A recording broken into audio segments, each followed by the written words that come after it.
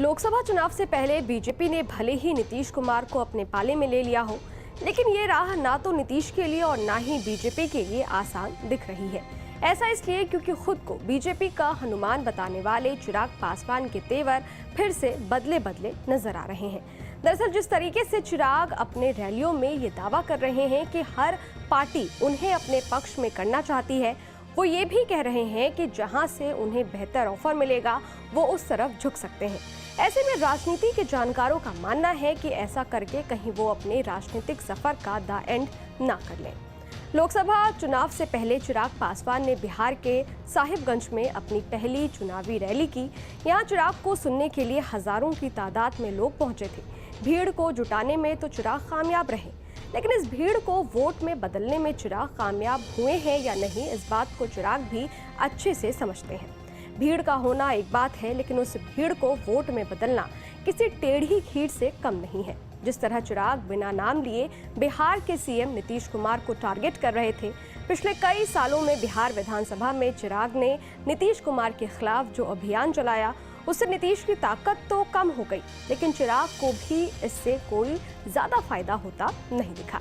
चिराग के पिता रामविलास पासवान ने उनके लिए जो राजनीतिक जमीन तैयार की थी, उसे बचाने में भी चिराग कामयाब नहीं हो सके और पार्टी चाचा पशुनाथ पारस के पास चली गई। अब इससे धोखा कहिए या चिराग की किस्मत, चिराग की राजनीतिक सफर में ये एक बड़ा झटका है। अब लोकसभा चुनावों के समय भी चिराग अगर उसी मोड में नजर आते हैं तो ये उनके लिए अच्छा नहीं हो सकता। जिस अंदाज में वो उत्साहित होकर बोल रहे हैं कि शेर का बेटा हूँ, सर पर कफन बांध के निकला हूँ, ये बात मंच से कार्यकर्ताओं में जोश भरने के लिए तो ठीक है, लेकिन सवाल ये है कि आखिर चिराग की हुंकार किसके लिए है, वो किसको ललकार रहे हैं। बिहार के सीएम तो खुद उनके साथ गठबंधन में है, तो निशाना किस पर साधा जा रहा है। इसमें कोई दो राय नहीं है कि चिराग बिहार में उभरते हुए युवा नेता है। युवाओं में उन्हें भविष्य का नेता दिखता है, लेकिन ये बात भी सच है कि पिता का साया हटने और चाचा के धोखे के बाद उनका राजनीतिक कद घटा है। चाचा पशुपतिनाथ पारस द्वारा एलजेपी के दावे किए जाने के बाद चिराग ने नई पार्टी एलजेपी रामविलास बनाई।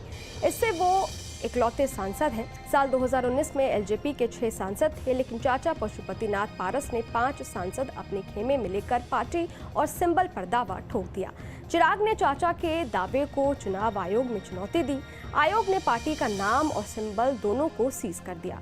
अब चाचा ने राष्ट्रीय लोक जनशक्ति पार्टी बना ली और चिराग ने एलजेपी रामविलास नाम से पार्टी बनाई। इस बार दोनों ही खेमे एनडीए में हैं। मतलब ये कि एनडीए में चिराग के 2 धुर विरोधी मौजूद हैं, एक चाचा पशुपति पारस और दूसरे नीतीश कुमार। यही वजह है कि बार बार ये सवाल पूछा जा रहा है कि चिराग के निशाने पर कौन है, वो किसके खिलाफ चुनाव मैदान में है, क्यों अपने भाषणों में वो एनडीए के विरोधी महागठबंधन पर कोई हमला नहीं करते। ऐसे में चिराग का नीतीश पर हमला कहीं उन्हीं के लिए नुकसानदायक ना साबित हो जाए। दरअसल बिहार की राजनीति में चिराग का सामना ऐसे धुरंधरों से है जो बिना राजनीतिक चाल चले सामने वाले को धराशाही कर देते हैं। उनके सामने अगर नीतीश कुमार हैं तो उनके पीछे लालू यादव और तेजस्वी हैं।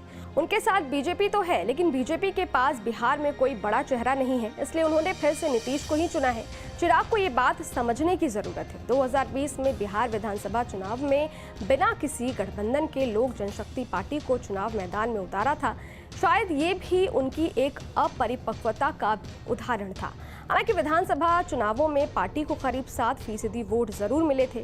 चिराग ने जिस तरह से रैली के दौरान ये संकेत दिया है कि वो बेहतर विकल्पों पर विचार कर रहे हैं, उससे चिराग पासवान भूल रहे हैं कि पार्टियां उनके नारे और दृष्टिकोण से नहीं, बल्कि उनके पास जो 7% पासवान वोट हैं उनके लिए पूछ रही है। चिराग जिस तरह साफ साफ बीजेपी को संकेत दे रहे हैं कि वे महागठबंधन की तरफ भी कदम बढ़ा सकते हैं, वो उनके लिए खतरनाक हो सकता है, बीजेपी के लिए नहीं, क्योंकि राज्य में अस्तित्व का संकट चिराग पर मंडरा रहा है, बीजेपी पर नहीं। खैर, लोकसभा चुनाव नजदीक है, इस बीच बिहार की राजनीति में और क्या क्या बदलाव आता है ये तो वक्त ही बताएगा। आपको क्या लगता है कमेंट बॉक्स में जरूर बताइएगा। देखते रहिए न्यूज़ नेशन डिजिटल, मेरे यानी अदिति शाह के साथ। शुक्रिया।